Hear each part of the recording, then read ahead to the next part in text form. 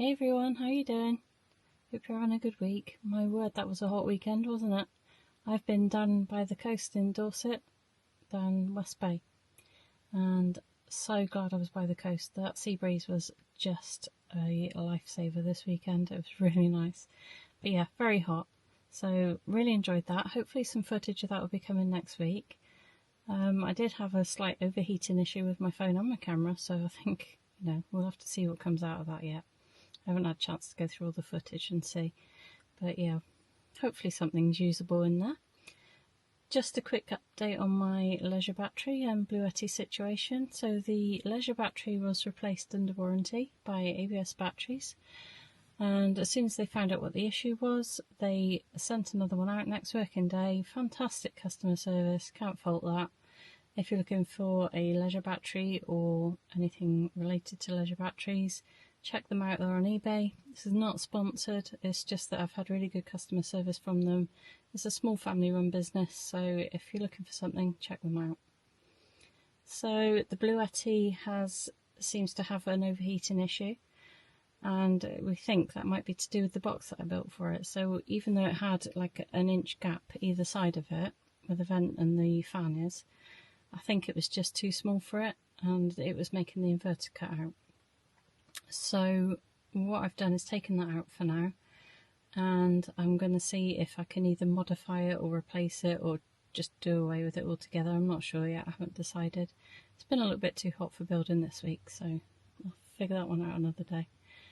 So yeah, the Bluetti's working, leisure battery's working. I've given the leisure battery a good workout over the weekend. We've had the max fan on, the fridge, the electrics, everything running, and it's been working perfectly.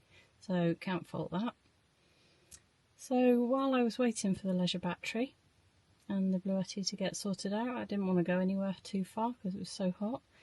So I've been doing just some odd jobs in the van, and I'll show you some footage of what I've been up to after I finish this little chat.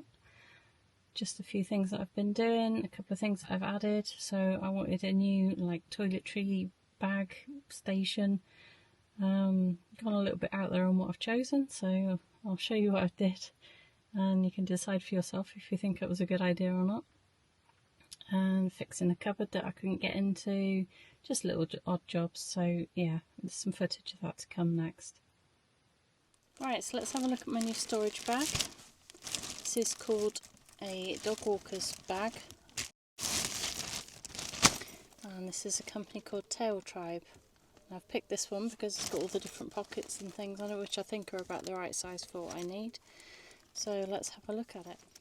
So firstly, on this side it's got a little slot on there that I think you would probably put your doggy walking bags in there, and they would probably pull out the side. There's a couple of clips. There's a pocket on the front. There's a little zip there for getting the bags into the pocket. This side has got a little pocket for your water bottle or whatever you're carrying. Zip on the top, which goes into the bag. Another zip so you can take the whole top off. And inside we've got a water bowl. We've got a strap which is attached to the end. A dog clicker. And some poo bags. And then the inside of this, I think, yeah, that's removable as well, so you can take that out. I'll leave it in there for a minute. And then in the front there, there's another pocket for extra stuff.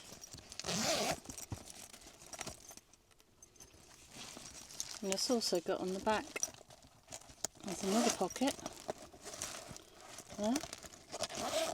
Got two clips there. And a belt there. Right, so I'm just going to unclip this strap for the minute. We'll figure out how to use that in a moment. So what I want to do is attach this to the back of the headrest and use it as like a cleaning station for wipes and tissues and things like that. So the first thing I'm going to do is take this strap out of here, I think it would be too low down to go around the headrest. It needs to be nearer the top. Luckily they're quite elasticy, so it comes out easy.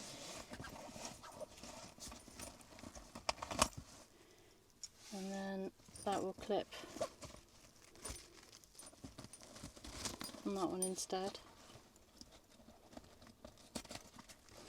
and that bit can go around the headrest. Right, so I've just tightened that strap as much as I can. Let's see if it fits around the headrest.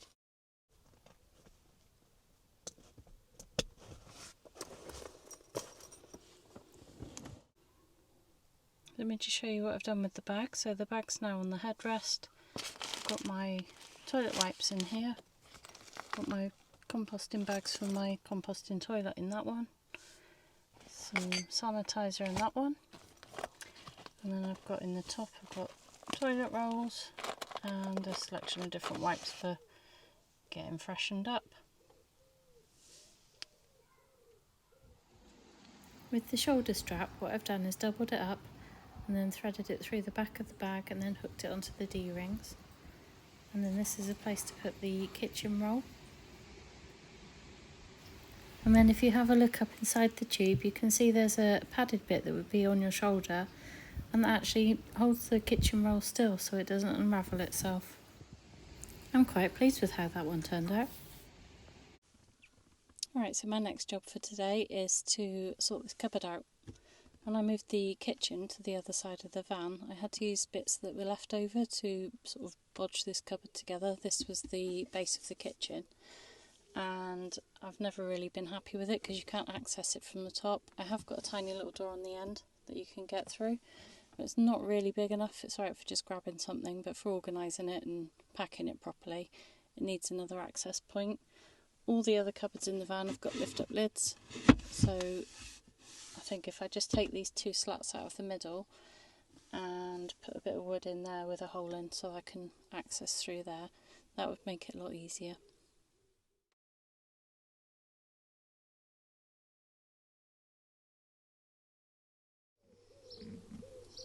So that's that chopped off, and I've put a tea towel in there just to catch the sawdust. I didn't do a very good job of that though, so I'm going to need the hoover too. I just wanted to say as well, this jigsaw is from Woolworths, so if you're my age you remember Woolworths, and it's probably about 30 years old. I think it was like $7.99 or something. It's still going strong.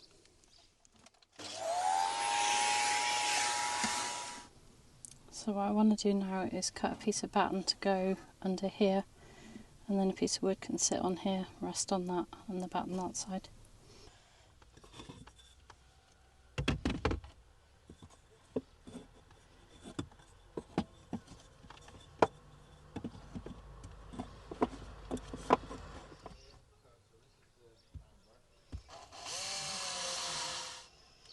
Oh, bat flattery.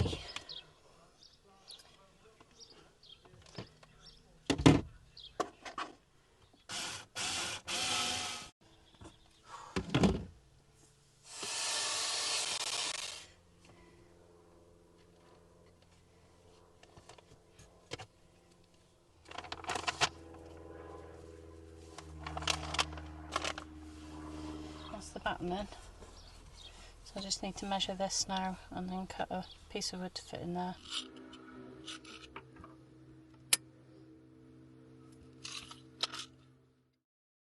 So unfortunately for me, there was only one bit of 12mm ply left in my spares pile. And it was rather a wonky shape, so I had to sort of wing it a little bit. But I did manage to get a square out of it. Gave it a good sanding down on the edges, and then I clamped it to the bench so I could make a hole for putting my finger in to access the cupboard. Gave that a little sand down too, and then let's go and see.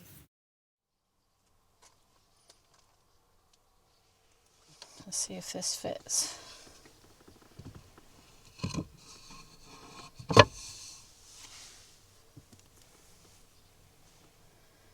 Like a glove.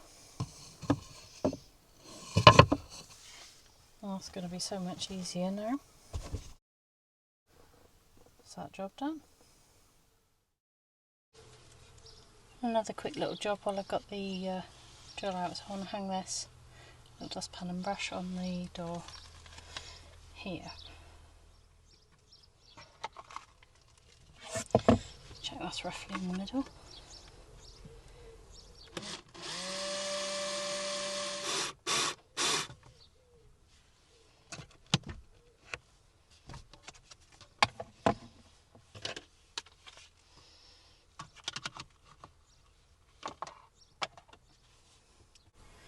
done.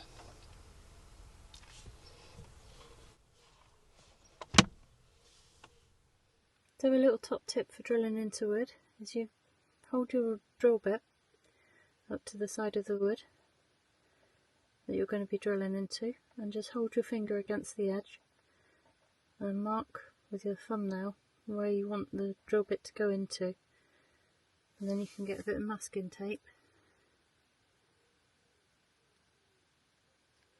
put around, so that when you drill into the wood you know where to stop, so it doesn't go right the way through. And you can do the same with your screw as well, so if you hold the screw up to the side of the wood and just hold where you want it to go into and put a bit of tape around again, and then it will stop the screw going right through, because the last thing you want is it coming through the other side of the laminate. I've done that before too. This is a hole I made when I first started. I drilled from underneath, went straight through the worktop, had to start again. Right, so that's that one done. Next job on the list is these two cushions here. The foam in them has gone really hard, so I've ordered some new memory foam, and I'm going to take these in, cut some foam to size and replace the foam.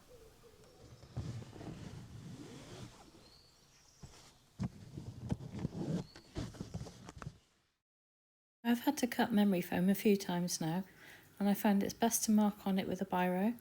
I have tried a Sharpie, but it seemed to sort of bleed a bit into the foam, so I preferred the biro. And I used an electric knife to cut the foam. I've tried using other things and it does make an awful mess. The electric knife doesn't seem to. And also I found that if you have the memory foam upright and let gravity help, you get a nicer straight line when you're cutting. So this is the electric knife that I've been using to cut the foam. It's only a cheap one off of Amazon. Really good one though. It goes through the foam really well. And it's just a double blade. Nice, easy to use.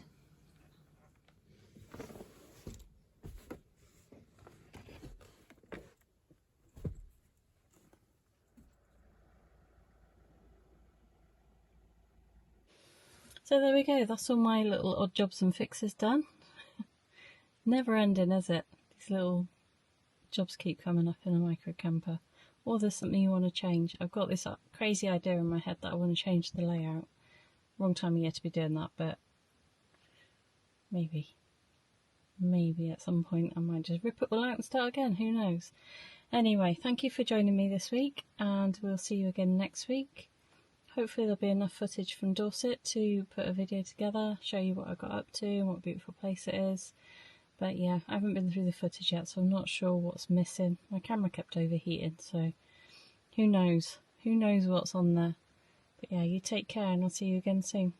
Oh, I just wanted to say also, if you're enjoying my videos, please don't forget to hit the like and subscribe buttons, leave me a comment, ask me a question, and if you want to, there's a little link down below to buy me a coffee if you want to support my channel. Thank you to those of you who already have. Take care.